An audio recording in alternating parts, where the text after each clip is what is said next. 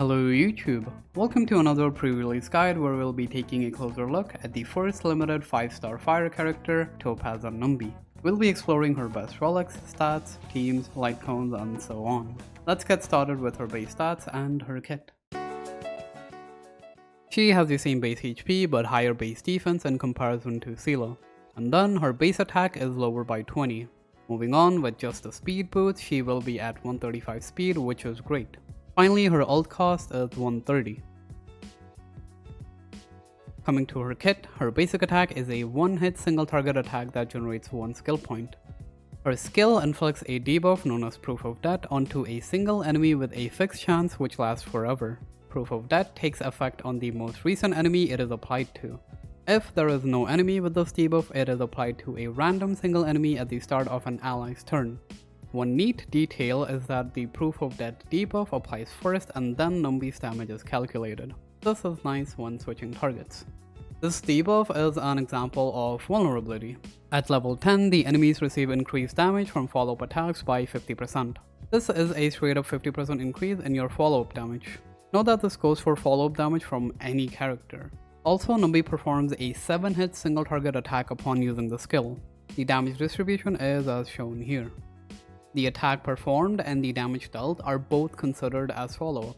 The talent summons Numby at the start of battle, who has 80 speed. Whenever Numby gets its turn, it launches the same 7-hit follow-up attack as the skill on a single enemy that has the Proof of Death debuff. Further, whenever enemies with this debuff receive follow-up attacks, Numby is advanced forward by 50%. Again, this can be from anyone on the team and not just Topaz. Note that this doesn't work during Numby's own turn to advance Numby forward for the very next turn. Also, attacks from Numby during its turns do not generate any energy for Topaz. And of course, whenever Topaz is defeated, Numby vanishes. I want to talk about one more thing here. Jingyuan's talent specifically states that if Jingyuan is CC'd, Lightning Lord doesn't attack. This is not the case for Topaz's talent. This most likely means Numby will still attack while Topaz is CC'd unless this is a hiccup on Hoyo's part. Anyways, coming to her ult, it makes Numby enter the Windfall Bonanza state. In this state, the multiplier of Numby's attacks and crit damage are increased. The overall damage with purely the multiplier is basically doubled because the multiplier increase is the same value as that of the multiplier on the skill and talent assuming the same levels. So it's going to be more than double including the crit damage buff. The follow-up attack during the enhanced state is an 8-hit single target attack. The damage distribution for hits is like this. Further, whenever enemies with Proof of Death are hit by allies' basic attack, skill, or ult, Numby is advanced forward by 50%.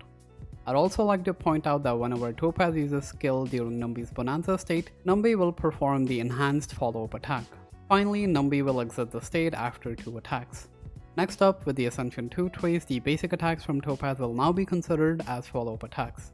This makes her entire kit do only follow-up damage. The Ascension 4 trace gives a 15% damage bonus against fire-weak enemies. The final trace additionally regenerates 10 energy for each attack unleashed by Numby during the enhanced state, meaning this is realistically a free basic attack's worth of energy in between each ult. For her trace level of priority, you want to focus on talent and skill slightly over her ult. You may level up the basic attack as well, considering it's a cheaper investment to max it out. Then, if all trace nodes are unlocked, Topaz gains 22.4% fire damage boost, 12% crit rate, and 10% HP. Last, her technique summons Numby. When out and exploring, Numby automatically searches for basic treasures and trotters within a specific range, and the trotters will not be alerted when approached. This effect will not consume a skill point, which is very neat. Also, Topaz will regenerate 60 energy after Numby's first attack after entering battle. This makes it so Topaz can ult right after a skill on turn 1. And by the way, you do not need to start the battle with Topaz. Further, when defeating overworld enemies, you gain bonus credits with a limit of 10,000 total per daily reset. Finally, after defeating enemies in SU, you gain a small amount of extra cosmic fragments along with a small chance to obtain 1 random curio. Here is a table to summarize her kit. I am not entirely sure, but from the info that I've gathered, her basic attack counts as using a basic attack and a follow-up attack. And her skill is only considered as unleashing a follow-up attack. I believe this is because the skill is literally just Numby from her talent, and so it only counts as a follow-up attack. But both the basic attack and skill do only follow-up damage. Let's first discuss how to optimize her damage before moving on to the relics themselves. She is a fire damage dealer and all of her damage is, well, follow-up damage. Let's now look at the damage formula to see how to maximize her damage. Topaz specifically doesn't have any attack gain in her kit or trace notes, so going main stat attack subs, and buffing her attack with supports is very valuable. Then she doesn't have excessive amounts of crit buffs, which makes them still incredibly beneficial. She does have the rare vulnerability multiplier, which basically means she does 50% more damage at level 10 skill. Stacking this up further is not going to be as strong as if you were stacking it up from 0%. It is still pretty nice regardless. She actually has quite a lot of damage percent, especially once you start considering relics and team members. More damage percent remains quite valuable nonetheless. Then any form of resistance shred and defense shred is appreciated. Moving on to the relics, we do have a new follow-up set arriving in the next patch. The 2-piece effect for that set increases follow-up damage by 18%. The 4-piece effect increases attack by 6%, with each hit within a single follow-up attack up to a maximum of 7 stacks for a total of 42% attack. This effect lasts for 3 turns or until you launch another follow-up attack. So for Topaz, since everything is a follow-up attack, you have to stack up with each attack, which is unfortunate. But it's still going to be her best in slot set. Also, I'd like to mention that this set is coming along with the dot set. The 2-piece effect is an attack increase, so it's actually pretty efficient to farm. In the meantime, however, let's see what she's good with. There is no notable 4-piece sets that work all that well with her. The 4-piece fire set increases skill damage percent, which doesn't affect follow-up damage done by Topaz. Then the 4-piece quantum set relies on quantum weakness to be really good. Honestly, just stick with whatever you have right now, whether it be 2-piece fire, 2-piece attack, 4-piece quantum, or even rainbow with great substats. The 2-piece speed doesn't add on much since you're already hitting 135 speed with only speed boots. So here's the relic set comparison. I have gone with a hyper carry comp with Jingyuan and Asta as it's more consistent and more relatable than 5-star units. Moving on to the planar sets, Sol Soto is going to reign supreme here. It offers follow-up damage boost and 8% crit rate, both being very good. Do keep in mind that you need at least 50% crit rate for the follow-up damage boost. Other alternatives include Triple S and the new Firmament set. I wouldn't really recommend farming the new planar set specifically for Topaz though. Anyways, here's the ranking for planar sets. For body, you may go either crit rate or crit damage depending on your Lightcone and substats on your other pieces. Optimally, since she gets 12 crit rate from trace nodes and 8 crit rate from Sol Soto, try to aim for around 70 to 140 ratio without a crit LC and around 80 to 160 ratio with a crit LC. Coming to the boots, I like speed boots without speed buffers such as Asta, and then with Asta you can go either attack or speed. Attack person will usually perform better if your Asta's E4 or above, as you can spam skill on her for almost permanent speed uptime on Topaz. For the sphere, you may choose between fire damage and attack percent. Fire damage is usually better, but if you do manage to get great substats, you can go with attack percent. For the rope, however, go attack percent.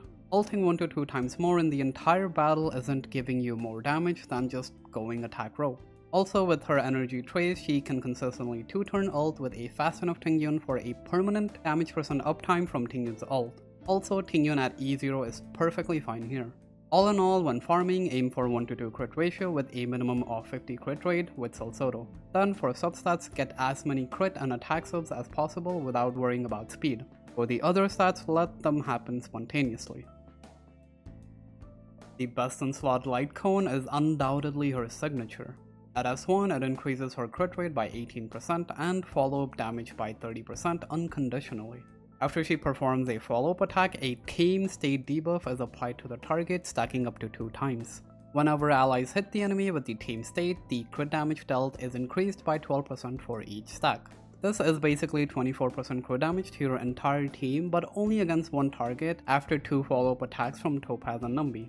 Next up in the 5-star category is Sila's Lightcone. It increases crit rate by 18% and well, that's it for Topaz. The rest of the passive increases basic attack damage, skill damage, and crit damage of ult, all of which unfortunately do not apply to Topaz. You are better off running this on another hunt character. The standard Lightcone, Sleep Like the Dead, is a pretty decent option. If we are assuming that Topaz's skill doesn't count as using the skill, the crit rate buff doesn't apply if you are only spamming skill. If this is the case, you may choose to basic attack at times, assuming that Topaz's basic attack is actually considered as using a basic attack. The best FTP choice is going to be the Herda Shop's Hunt Lightcone at S5. This can be the second best on-slot Lightcone with decent uptime on both the additional crit rate and attack percent buffs. Next, the 4-star best on-slot is going to be Swordplay at S5. The passive is really easy to stack up since it's 5 hits and not 5 separate attacks. This rivals the Herda Shop LC. Rest of the options are alright if you don't have any of the best ones. Here's the performance difference between different Lightcones.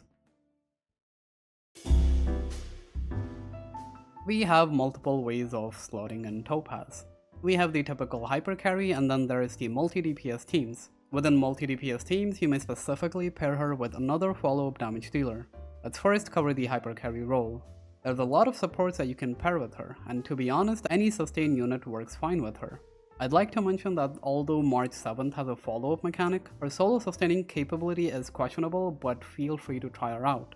I'd also like to bring up that we are getting a 5-star version of March 7th, and that would be Aventurine.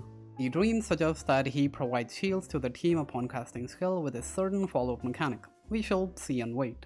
To accompany the playstyle of Topaz specifically, I really like Jingyuan and Asta together. Jingyuan provides attack and damage percent buffs while being skill point positive. This means that Topaz can spam skill every turn. He also enables Topaz to use her ult every other turn without relying on kills or being hit just at E0. I would highly recommend using S5 Meshing Cogs or Memories of the Past to enable 3-turn ult on Jingyuan. This also makes it so Topaz has the damage percent buff from Jingyuan pretty much all the time. Here's my build recommendation for Jingyuan. Then we have Asta. Asta provides 18% fire damage boost from an Ascension trace. If you couple that with Planetary Rendezvous, you get 12 to 24% more damage percent. So Asta just by existing buffs Topaz with 18 to 42% damage boost. She further buffs attack and speed that Topaz lacks in her kit. Note that you optimally want to use Asta's ult on Topaz's turn to get the full speed effect for 2 turns with Topaz. He also helps in breaking fire toughness faster. Here's how I would build Asta for Topaz. With cogs or memories on both Asta and Jingyuan, you greatly amplify Topaz's damage potential and also speed. Topaz and Asta may spam skills while Jingyuan and the sustain generate skill points. You may use other supports like Bronya, Silverwolf, and Pella as well. Do keep in mind that Bronya is not going to buff Numby's attacks outside of Topaz's turns with her skill unless you happen to have Bronya sitting at E6. This alone doesn't mean that she's a bad pair, as she still has all her other buffs functioning. She still advances Topaz forward, and while more actions mean more attacks from Numby. I'd recommend going for a 134 speed Bronya and 135 speed Topaz if possible over the hyper speed Bronya, as it is far easier to achieve. Next up, Silverwolf helps quite a bit in single target scenarios. She offers better damage increase than Pella, as Topaz is a single target damage dealer assuming you don't switch targets. The resistance shred is also pretty nice. Her implants can be useful depending on enemy weakness and of course for the avid 4-piece quantum users. Next, I'm not going to recommend Gwenaifen here as much as I would do Pella. This is because Fen also applies the vulnerability debuff onto enemies. The damage increase with Fen with max stacks of Fire Kiss is about 14% here, specifically with Topaz. With Pella, it's still around 26%. Moving on, Yukong doesn't go super well because Numby may attack when Yukong's buffs aren't active, but feel free to try her. So overall, Jingyuan and Asta are best paired with her, while Bronya, Silverwolf, and Pella are great options as well. Coming to multi-DPS comps, if you are planning on pairing Topaz with a follow-up damage dealer, you ideally want the damage dealer's main source of damage to be follow-up damage and have strong and consistent single target damage. At the same time, also have high frequency of follow-up attacks in order to take advantage of the vulnerability debuff and to advance forward Numby. The one that fits this description the best currently is Clara. You may even use links to direct the focus on Clara in this team. Also, you are free to spam skills on Topaz with her. Here you may go for Jingyuan, Silverwolf, or Pella as the buffer/debuffer. Bear in mind that Clara's performance depends on how frequently the enemy with Proof of Death attacks Clara, and also how consistently the other enemies attack her for better ult uptime. Next best is going to be Jingyuan. You may go for Tingyuan here specifically to keep buffing Jingyuan. Without Asta, however, you want to have enough speed on Jingyuan to consistently get a good amount of stacks each time Lightning Lord attacks.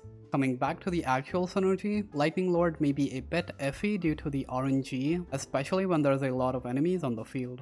So you may not always end up doing the best damage against the enemy with Proof of Death debuff. Also, Lightning Lord's rate of attacks are somewhat slow to advance Numby's actions.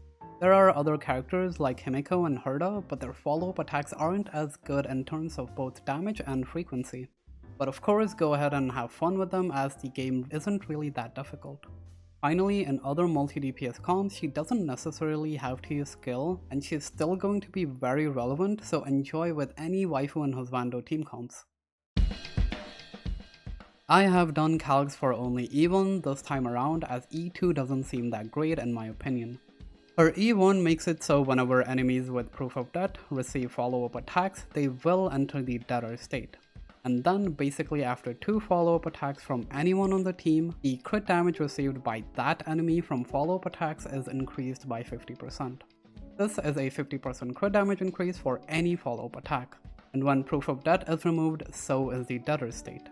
This is around 17% increase in damage in a hypercarry team, making it quite a strong Eidolon.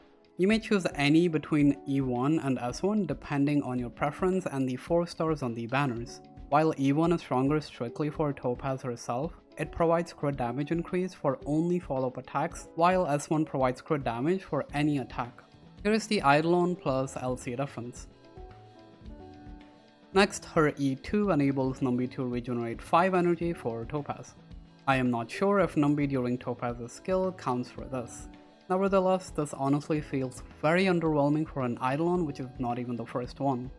It actually changes nothing in the case of even an E0 Tingyuan. You're already ulting every 2 turns and E2 doesn't allow for ulting every turn.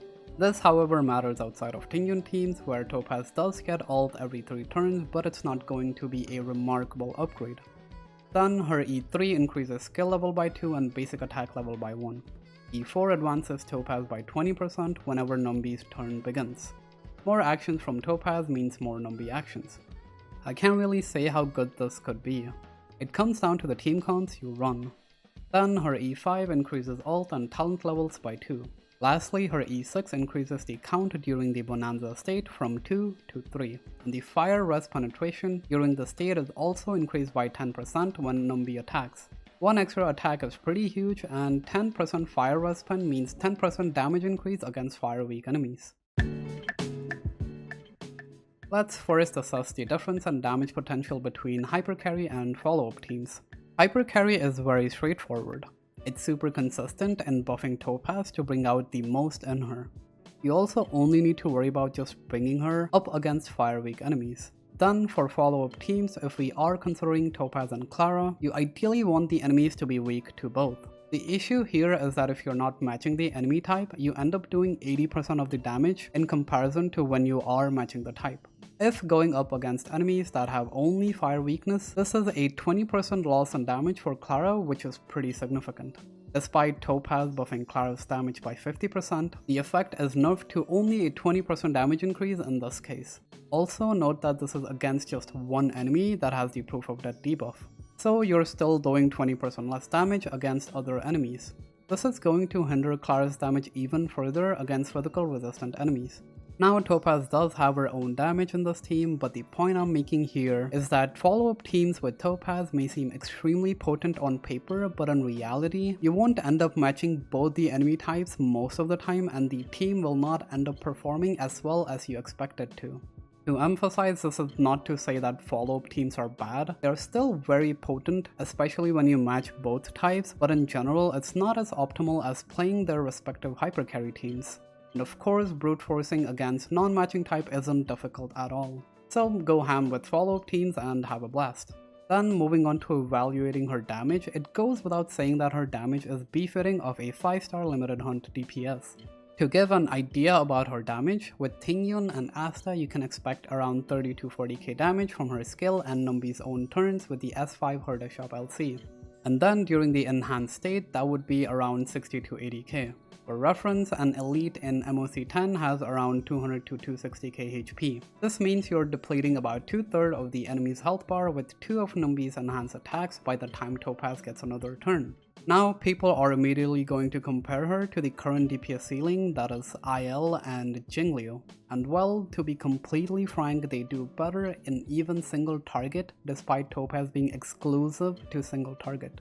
But hey, at least she does well against fire weak enemies, until, well, Sam walks into the room. The destruction path really lives up to its name. Now, I know this makes other paths look weak, but this doesn't make Topaz and other hunt and erudition characters bad by any means in terms of clearing content. Very important reminder that the game is very easy and you do not need to stress about meta and just have a great time playing with your favorite characters and your favorite teams, as they are more than enough to do whatever the game throws at you. With all that being discussed, here are her pros and cons.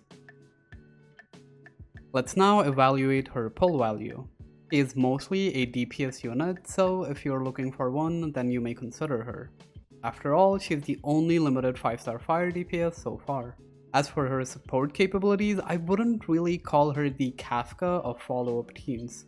What Topaz offers to follow-up teams is nowhere near what Kafka does for dot teams.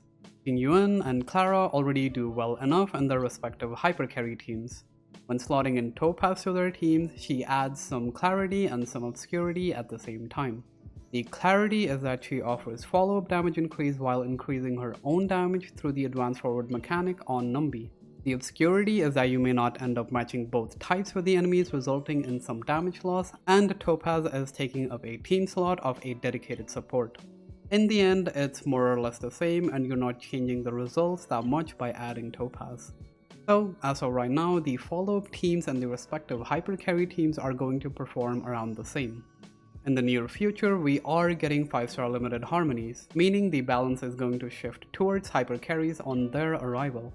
Also, we may potentially have dedicated follow-up harmony or nihility supports in the future that are further going to push the hypercarry meta. It is going to be interesting to see what they plan to do with Topaz. All in all, if you are a meta player and are considering to pull, think of her as a DPS unit rather than a support. However, if you are a waifu enjoyer, then all of what I said doesn't matter at all and enjoy playing with her. And there you have it. Thank you for watching till the end. I hope this video brought more insight about the game mechanics. If there are any changes or additions, I will have them pinned below in the comment section. Also, thank you very much for 1k subs. We actually made it to the 4 digits, but the journey doesn't stop here and we keep moving forward. Thank you again and see you all in the next video. Peace!